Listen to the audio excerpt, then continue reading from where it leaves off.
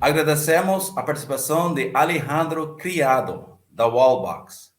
E continuando, a apresentação de especialista Veículos elétricos adequados para a sua frota da América Latina em 2022. Apresentado por Milad Kalumi Neto, gerente de desenvolvimento de negócios, Jato Dynamics Brasil. Olá, sou Milad Kalumi Neto, da Jato do Brasil. Trabalho há 21 anos nessa consultoria. Sou engenheiro mecânico, advogado, pós-graduado em administração de empresas. Hoje a gente vai falar um pouquinho sobre o mercado de elétricos aqui no Brasil, na Argentina, no Chile. Eu espero que vocês gostem.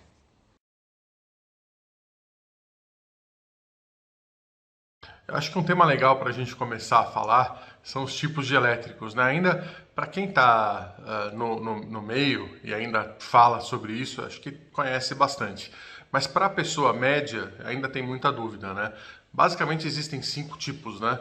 Existem os elétricos puros, existem os veículos com célula de combustível, existem os elétricos híbridos com plug-in, existem os veículos com extensão de rodagem, né? E existem os veículos híbridos, que é aqueles que usam veículos com motor a combustão e motores elétricos, né? Então, a gente vai ter um detalhamento nos próximos slides, não é o objeto aqui dessa discussão, mas eu acho que como informação eu acho que é importante.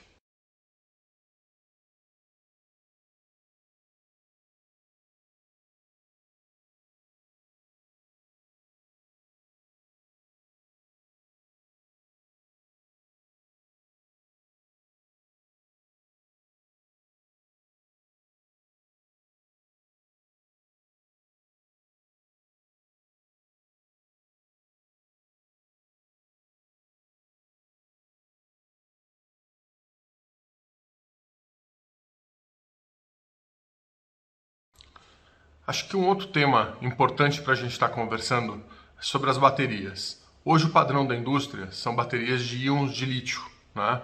As baterias passaram por um processo muito grande de desenvolvimento. Lá atrás as baterias, os primeiros veículos tinham autonomia de 160 km. Hoje a autonomia está muito superior, a gente vai ver daqui a pouquinho sobre isso, né? Mas as baterias passaram por um processo muito grande de desenvolvimento de materiais internos, né? Os processos internos de fluxo de íons de lítio, né? Da parte interna, desenvolvimento dentro dos catodos, dentro dos anodos também, um grande desenvolvimento. Tem exemplos dentro das baterias da Tesla, dentro das baterias da BYD, processos e materiais novos que estão ampliando muito a capacidade de autonomia e de tempo de carregamento, que são os dois fatores grandes que levam em consideração o ponto hoje de discussão hoje de utilização das baterias hoje para o mercado, né? São os dois tendões de Aquiles, vamos falar assim, de utilização de veículos elétricos, né? Um ponto de inflexão que existe dentro do mercado, de fato, são as baterias sólidas. É um estudo muito grande que está ocorrendo dentro do mercado e existe um planejamento, né, estudos dentro dessa bateria em ser lançada brevemente dentro do mercado. Se isso de fato acontecer, e existem planos bem contundentes de que vai acontecer no médio prazo, aí sim isso vai ser uma mudança muito grande para a indústria automotiva, porque daí a autonomia vai ser muito grande, o tempo de recarga vai ser muito pequeno e essas baterias vão trazer uma segurança no rodar do veículo, né, muito grande. Então a gente vai verificar tudo isso em 2 ou 3 anos. Eu escutei alguma coisa que parece que em 2023 já vai ter alguma indústria tentando, a Mitsubishi parece que anunciou globalmente alguma coisa que a partir de 2023 ou 2024 já vai ter um lançamento nesse sentido. Vamos aguardar um pouquinho para ver se vai ser isso mesmo.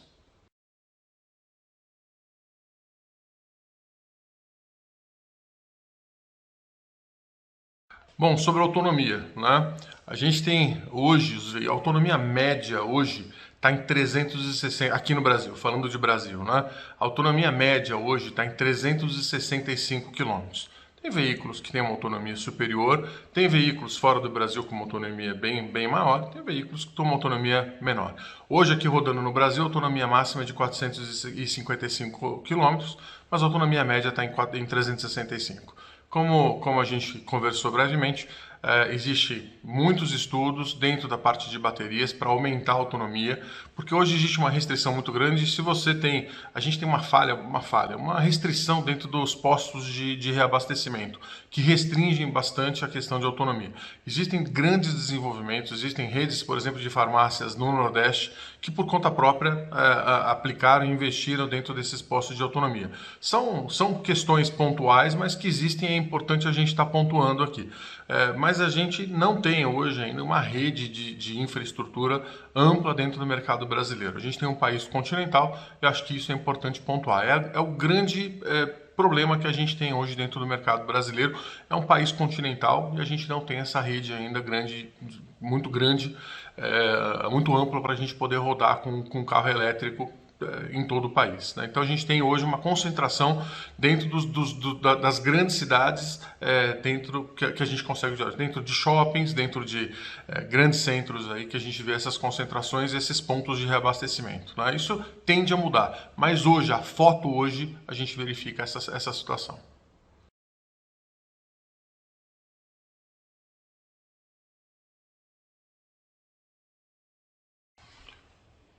Outro ponto importante para a gente estar salientando aqui é o valor dos carros híbridos elétricos. Ainda é um valor muito alto para o mercado brasileiro.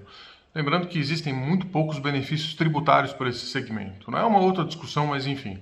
Hoje os carros partem, os híbridos estão entre 147 mil e 1.220.000. Os elétricos estão entre 165 mil e 1.080.000. Lembrando que o ticket médio, né, o valor médio de todo o mercado, falando em veículos de passeio, né, está entre R$ 133.976. Ou seja, todo o mercado de elétricos e híbridos está acima do ticket médio da indústria nacional, mostrando que o segmento ainda é um segmento de valor agregado muito, muito alto e um valor muito acima do que a média de todos os veículos no mercado nacional. E o raciocínio se aplica dentro dos comerciais de carga, né? Também estão todos, a faixa de utilização dentro desses veículos está um valor muito acima do que o ticket médio aí desses produtos. Então, a gente vai verificar isso nos próximos slides.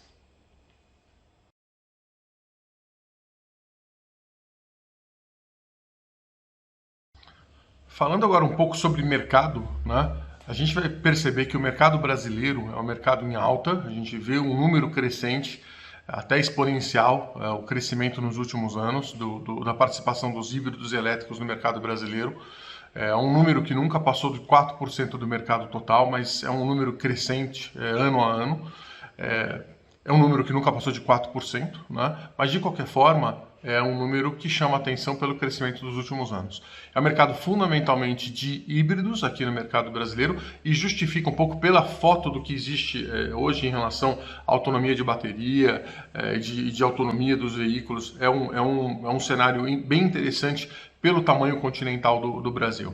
E acho que é interessante também a gente colocar aqui uma pulga atrás da orelha dentro do cenário do que existe, que se a gente considerar hoje, em função da média de emissões de todos os veículos, se a gente considerar um erro de 2%, a gente vai examinar que não existiu nenhum tipo de mudança substancial dos motores a combustão desde 2017. As emissões estão basicamente as mesmas. Então é alguma coisa para chamar a atenção e verificar que existe uma margem de crescimento muito grande para o ambiente dos elétricos.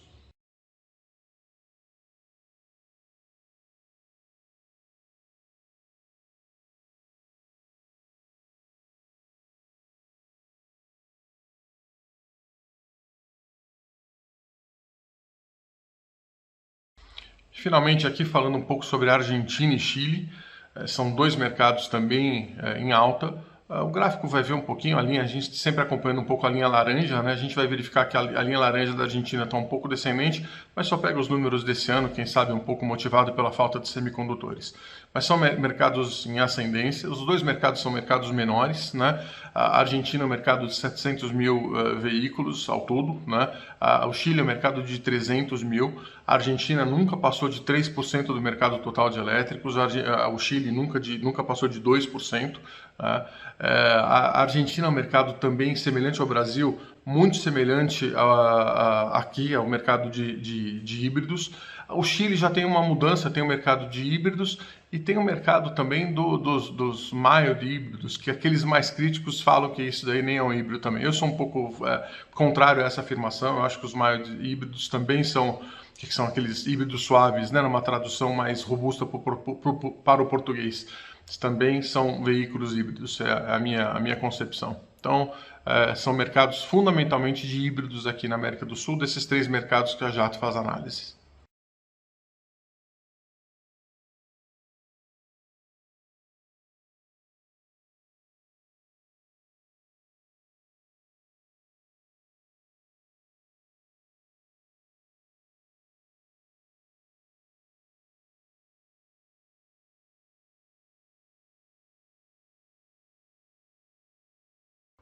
Falar de futuro, seja de qualquer forma, uma certa incerteza. Mas o que existe de concreto em falar de futuro, todas as montadoras estão desenvolvendo produtos elétricos. Né? E o que é interessante de ver é que muitas montadoras competidoras entre si estão desenvolvendo veículos elétricos em conjunto. É interessante ver esse movimento. Mas o fato é que todas estão buscando autonomia de baterias, tempo de recarga menores, diminuição de peso dos veículos, né? E novos materiais, né? As baterias com novos materiais. Não necessariamente as montadoras, mas as empresas focadas dentro do desenvolvimento de novas baterias. Falando um pouco dos países de América do Sul, que a gente verifica a necessidade de aumento dos postos de recarga, a gente precisa verificar. A gente de fato verifica também uma necessidade de diminuição dos preços dos veículos. Falando especificamente no mercado brasileiro, uma necessidade de incentivo tributário um pouco maior. Não tem muito pouco incentivo tributário aqui para o mercado brasileiro em veículos elétricos, precisa mudar um pouco mais essa mentalidade e de fato ter um subsídio melhor para esse segmento. Eu acho que fundamentalmente é isso. Eu espero que vocês tenham gostado desses insights aqui para esse tema aqui tão abrangente, tema tão bacana de se falar. É óbvio que obviamente a gente falou um pouquinho só sobre ele, tem muito mais coisa para se falar, é somente alguns highlights aqui de pontos importantes que estão em discussão hoje. Os meus contatos seguem adiante, se vocês precisarem de qualquer informação adicional, a gente fica à disposição. Um abraço, obrigado e obrigado pela oportunidade. Até mais.